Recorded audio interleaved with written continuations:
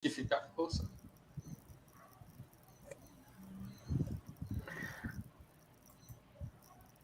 Hi, everyone. Welcome to GT Epictetus 2021. Ladies and gentlemen, it's my pleasure to introduce you to Dr. Aldo Dinucci. Dr. Aldo Dinucci is professor at the Federal University of Sergipe, Brazil, and honorary research fellow of the University of Kent, UK. He is also the coordinator of the research group of Epictetus of the Brazilian Association of Philosophy and translated into Portuguese Epictetus Equiridion, publishing both academic and dissemination papers on Epictetus in particular and Stoicism in general since 2007. I will now hand over to you, Mr. Aldo. Thank you, Marcos. Good afternoon. I will present today some parts of my draft paper on the persuasiveness of assertibles and arguments in Ancient Stoicism, a work in progress. I'm grateful to the British Academy, which financed this research. I'm grateful also to Kelly Rudolph and Marcos Rezende, with whom I have been researching this subject along the last years. In this survey, it showed that pitanon occurs in the Stoic fragments in the sense of something persuasive but deceitful, applied to assertibles, premises, arguments, and presentations. We also evaluate the assessments of scholars who have investigated this issue, as Keradona and Sedley, who assert that Chrysippine has some kind of interest in extra-logical forms of discourse, and also Tillman, who holds that Chrysippus uses persuasive premise for constructive purposes. We disagree with Sedley and Tillman concerning their thesis that Chrysippus recognizes the existence of extra-logical truths on the basis of the Stoic ideal of the sage, as presented 1020 and elsewhere, which precludes his assent to such epistemic entities. We reach the conclusion that in Stoicism, pitanon refers primarily to false assertibles, arguments, and presentations, and it is the role of the Stoic sage to help his students to dissolve the persuasiveness of false suppositions through persuasive explanations, which are not true arguments. The Stoic sage cannot be persuaded, but he can persuade his students in order to enable them to withhold the assent given to false opinions, preparing their souls to receive the Stoic doctrines concerning the world and human soul. In summary, to be persuaded is a sign of weakness, a side effect of the absence of a systematic and stable knowledge about reality, a knowledge that is proper of the sage's soul.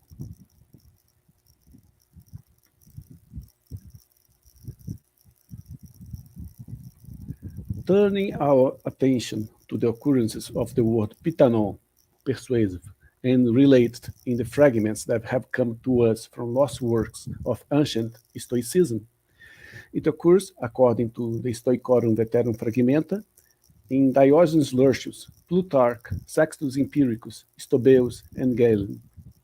Besides these fragments, there are relevant passages in P. Herc 1020, a Herculaneum papyrus that may contain a Chrysippus treatise on logic. All these passages can be classified into three basic groups. The first group collects passages referring to the persuasiveness of assertibles and arguments. The second group gathers fragments in which the Stoic logic is presented as the tool to avoid the persuasiveness of sophisms, and the Stoic sage as the one who can efface this persuasiveness by his expertise in logic. Finally, the third group collects passages referring to the persuasiveness of presentations as one of the two sources of human corruption. Today, we survey the first and second groups of these fragments, leaving the last one to another opportunity.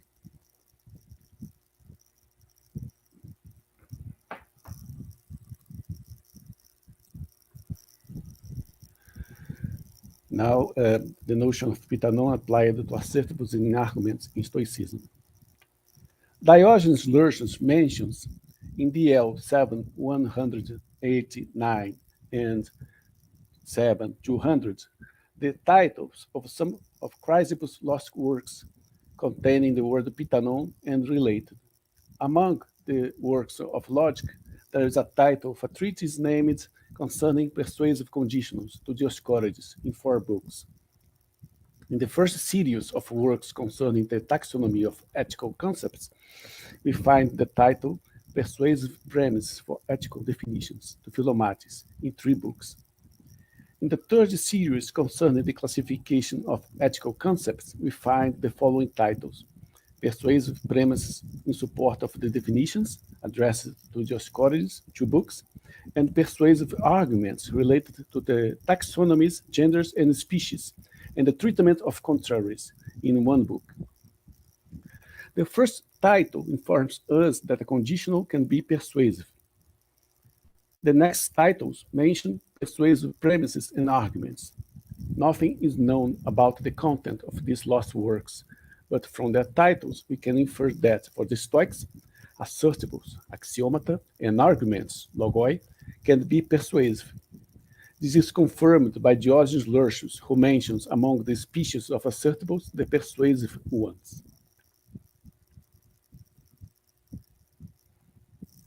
A persuasive assertible is one which induces to assent. Example, if someone gave birth to anything, it is that things matter. This, however, is not necessarily true, for the hen is not the mother of an egg.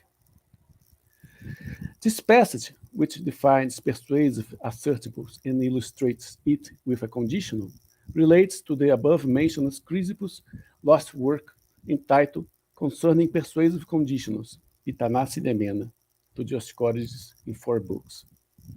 Sadly argues that the expression pitanon sinemenon is a name given by Chrysippus to a negated conjunction in the form it's not the case that P and that not Q. He supports his thesis, arguing that, according to Diogenes Laertius, Chrysippus wrote a book entitled Logica Sinemena, which contrasts with Pitana Sinemena. Barnes criticizes Sadler's position, pointing out that if it is true, quote, no sinemenon, which is pitanon, is a pitanon sinemenon, for no sinemenon has the form, it's not the case both that P and not Q, and not all pitana sinemena are pitana. For it's plain that not all propositions of the form, it's not the case that both P and not Q are plausible, unquote. Barnes adds that, quote, in general, the plausibility of a proposition is not determined by its logical form. Any logical form, unless it's tautological or self-contradictory, you have both plausible and non-plausible instances, unquote. In fact, the criterion of a sound conditional for the Stoics is not its form.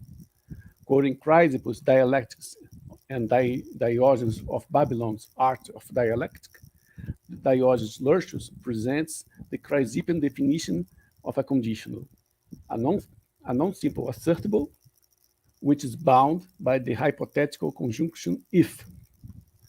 Sextus also offers the following report concerning Chrysippus' concept of condition.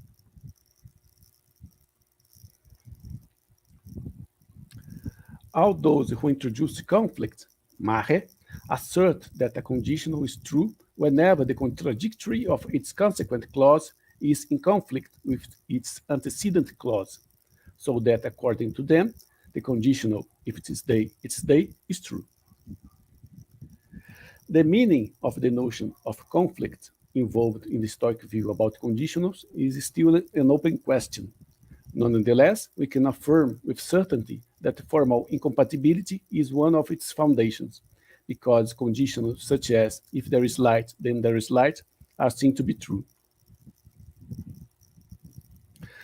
Chrysippus' concept of conditional demands a conceptual connection between antecedent and consequent clauses, because for him a conditional is true if and only if the contradictory of the consequent clause conflicts with the antecedent clause, or in modern notation, P implies key if and only if P and not key implies conflict.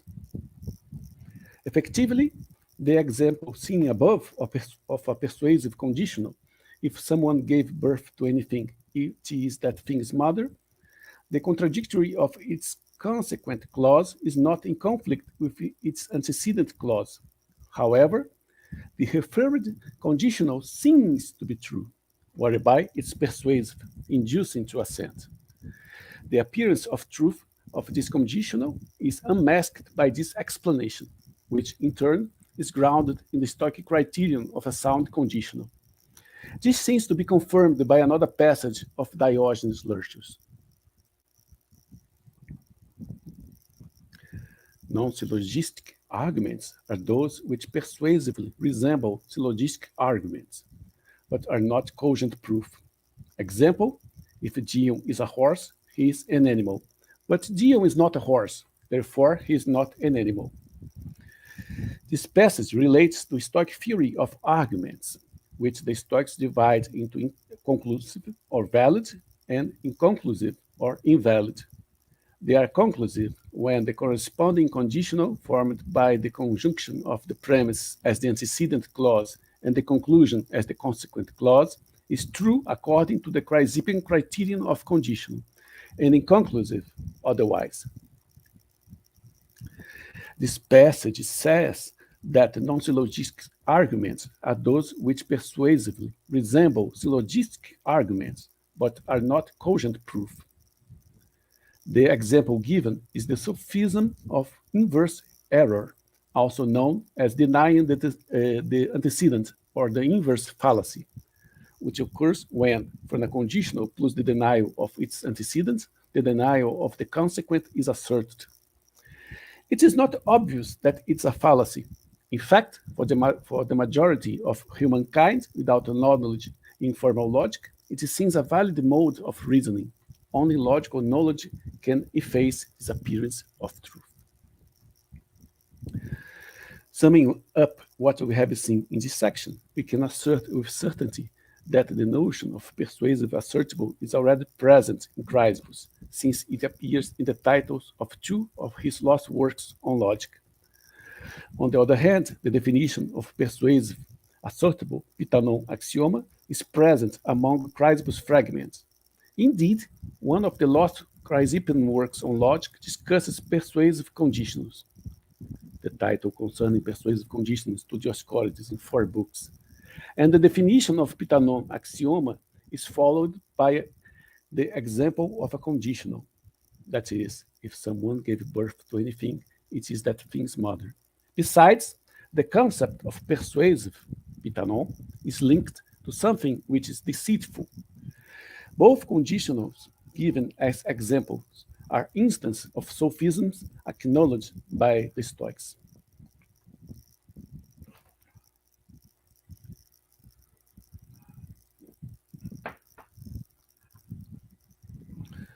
Now the second group. The following arguments are evidence that for the Stoics, logic has as one of its functions to uncover the deceitful persuasiveness of sophisms. Besides, the Stoic sage, as the personification of philosophy, is present as the one who has the ability of unmasking sophisms and false reasoning in general. So the fragment of 39 of Chrysippus, which says that the logical part of philosophy is the strongest possible source of protection to the other two parts, the moral and the natural philosophy.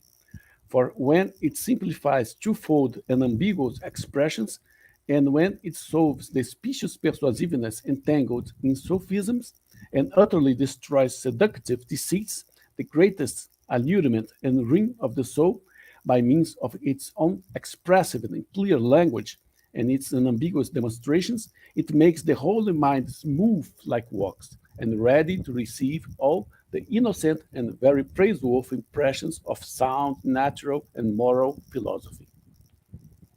In this passage, philosophy and its principles are compared to an orchard. Trees and plants correspond to physics, fruits to ethics, and logic to the hedge of a protective fence, whose function is to guard figs and ethics from the persuasiveness of sophisms, preparing the soul to receive the principles of philosophy. Logic is presented as a knowledge which is useful both for defense, protecting the ethical and physical parts of philosophy, and for preparation, literally cleaning the soul from false reasoning. Since the Stoic sage masters logic and is the true dialectician, he is at the same time the most apt to accomplish this double task of defending the principles of Stoic philosophy and preparing his listeners' souls to receive these principles. Sextus seems to be talking about the same conception of logic as protective and preparatory tool in the following passage about logic and the solution of persuasive sophisms.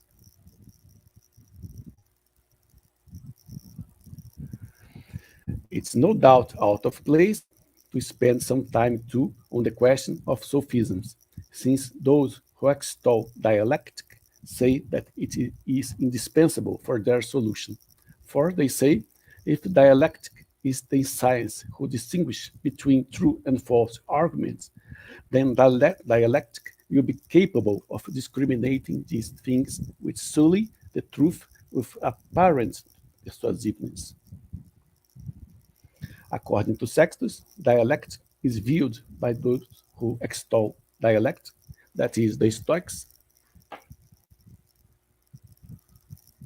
as the only knowledge available that, through the distinction between true and false arguments, enables someone to solve the many varieties of sophisms, which are defined as persuasive and accept arguments that lead to accept a logically unacceptable consequence.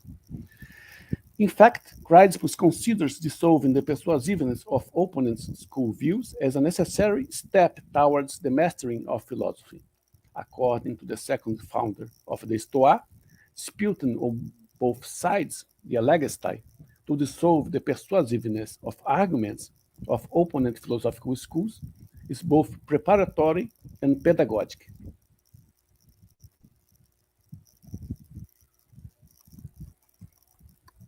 Chrysippus fragment 127. As for disputing on both sides, that he does not universally reject it, but exhorts us to use it with caution, as is done in pleadings, not with a design really to disprove, but to dissolve their persuasiveness. For those, says he, who endeavor a suspension of assent concerning all things, it's convenient to do this, and it cooperates to what they desire.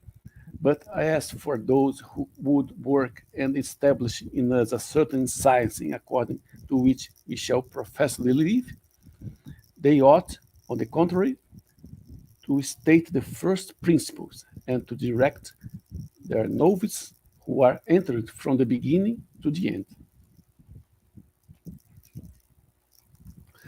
Chrysippus proposes disputing on both sides as an exercise to be used with caution to dissolve the persuasiveness of arguments, as is done in pleadings, but not to disprove them.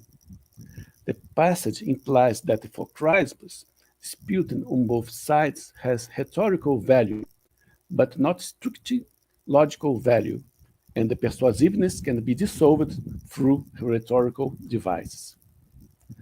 The term logic, ta logica, is used by the Stoics in a broader sense than we use it today.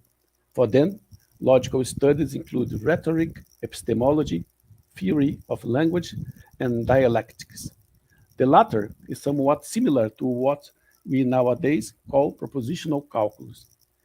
Chrysippus warns us that the Stoic teacher, unlike his skeptic colleague, should not universally apply the exercise disputing on both sides, because Stoicism, unlike skepticism, has principles that the students must learn and assent to.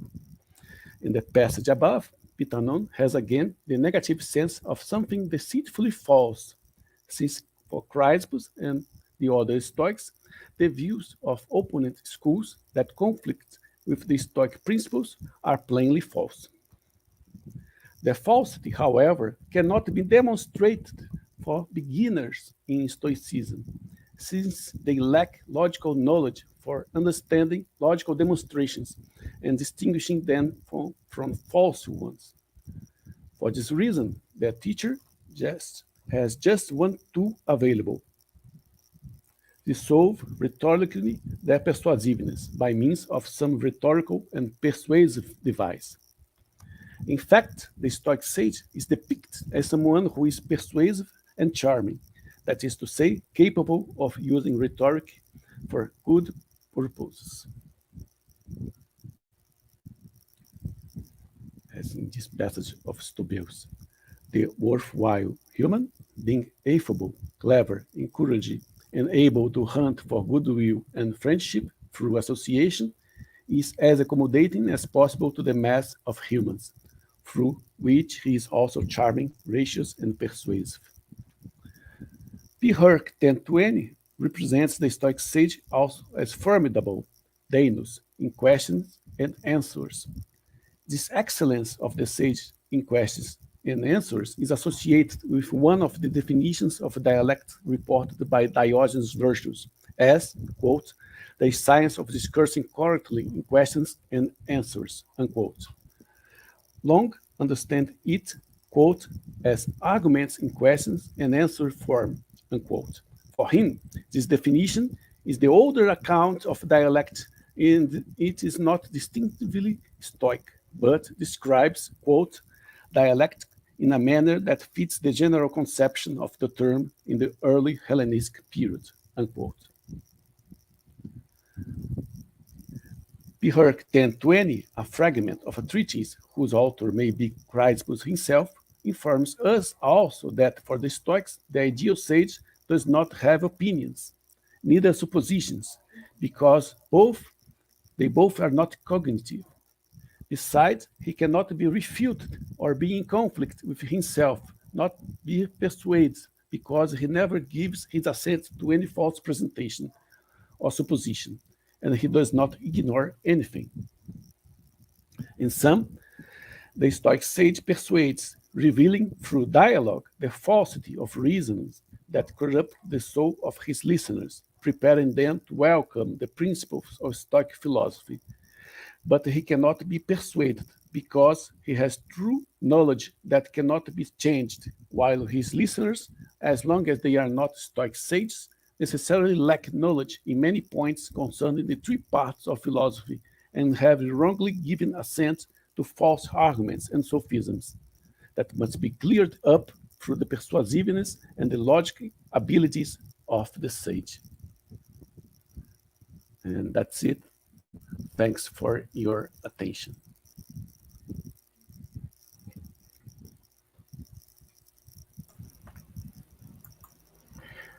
Okay, thank you, Mr.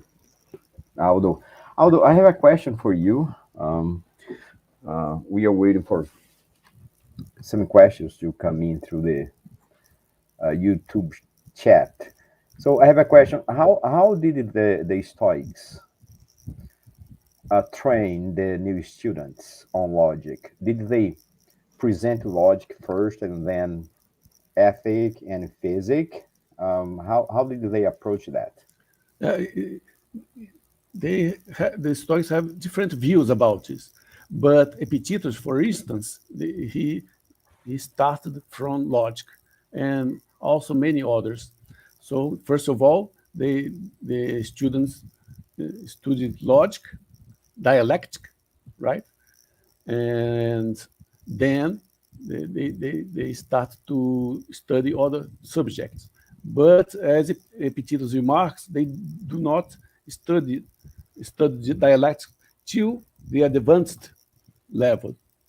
This advanced level, they would leave for later, when the students have already mastered the basics of physics and ethics, or in Epictetan language, the first two topics of his philosophy. The first dealing with the judgments and the desires, and with the ontological theorem, the distinction between things up to us and not up to us. And secondly, the mastering of impulses, the second topic, in which we learn how to cope with the roles which are attributed to us. And lately, when the students have already mastered these two first topics, they would study more logic to to be able to face the persuasiveness of presentations, right? Yes, that's the importance of the pitano on this Yeah, matter. yeah, Because as the beginners, they were not able. They were very vulnerable to the persuasiveness of any formation, any sophism that was presented to them, yeah. and and how is the sage important on this? Is it possible to be a sage, or the sage is kind of The, uh, the, a the, sage, goal that they have, the sage is just an ideal, right? an ideal, But right? the teacher of philosophy, somehow close to the sage, Hmm. has he must have the ability to teach his students the basics of philosophy, the three parts of philosophy. And Hmm. even though he is not the sage, he must sometimes use rhetoric and logic as the sage to persuade his students, not strictly in logic, but even in rhetoric, by rhetoric device, in order that they can, in order that he can efface some falsities from their souls, right? Okay. He can, because in the beginning the students do not have the logic preparation to understand the demonstrations, Yes. and the teacher must teach them the principles of philosophy, and at the same time he must uh, make them disbelieve. Hmm. He must make them give up their assent to false doctrines that Hmm. they heard about. Hmm. Can you talk a little bit more about this representation? Does it come from fantasia, which we see a lot in Epictetus? Yeah, yeah. Fantasia comes from light, force, and it's Hmm. something that shows itself and the thing that is shown, right? And in humans, fantasia is rational. Representation is rational because it can be articulated. It can be articulated logically, and it for this reason we can change our views about things. External things do not are not active in our on our hegemonic cone to fix what they are. We have the role to think about them and to change our views about them. And that's the whole point, right?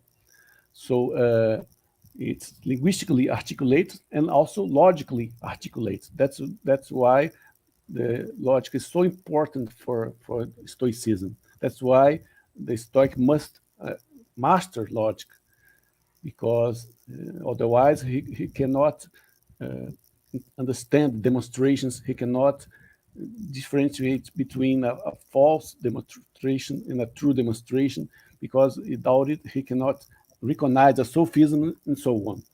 And for this reason, without logic, his vision of the world will be falsified, Yeah. necessarily falsified. Yep. Okay. All right. Joel, so you have a question? Go ahead, please. Yes. Thank you. I don't know it was Marco's question, but I'd like to know a little more about the relation between moral and logic in Stoicism. That's a very good question. Yeah. Uh, the first point is that we must reordinate our concepts through diaresis, which is a logical distinction, right? We must organize all concepts we have in our soul through logic. Without it, the concepts and the judgments would be totally confused. And also, we should give assent to false reasonings, as sophisms, as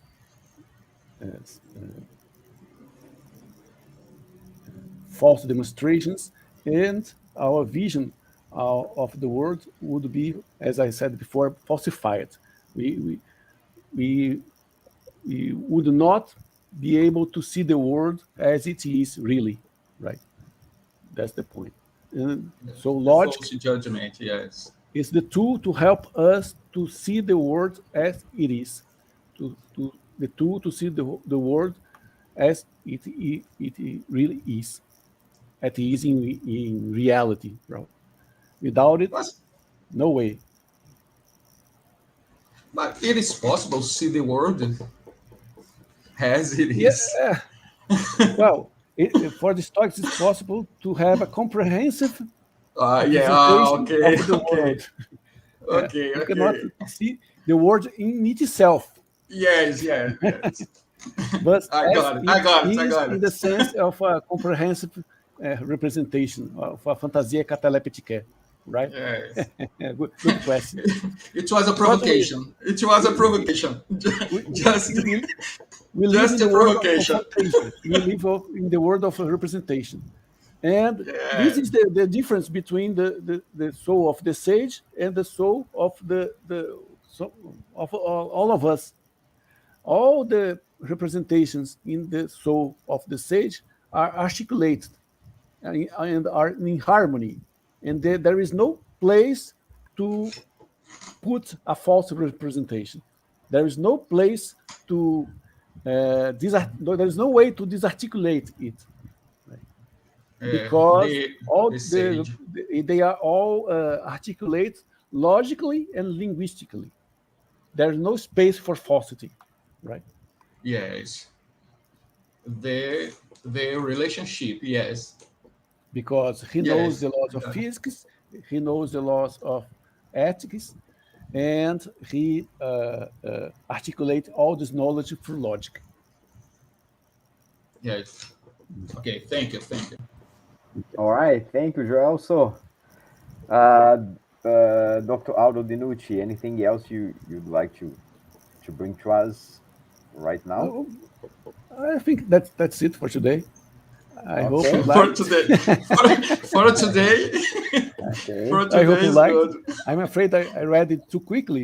I'm not sure, but Well, it was good. Good. We enjoy yeah, it. Yes, and I guess at 4 p.m. or 16 horas, we have another presentation from Dr. Alessandra Carbonero Lima. yeah. She'll talk about Okay. Xenophon, Yeah. the image of woman in Xenophon. It will be very interesting. Yes. You are It all will be very invited. good. Yes. And the next one, and after that, at 7 p.m., it was 19 horas. Our We dear are going friend to have Tainan Bueno. Tainan Bueno. Yes, Dr. Tainan Bueno. Yeah, it's promised to be a very good day, Yeah. very rich day. So Okay. thanks, Marcos, Joelson, and Vilmar also, which is off now, but it's around. And see you later. Okay. All right, guys. See you later. Thank you very much.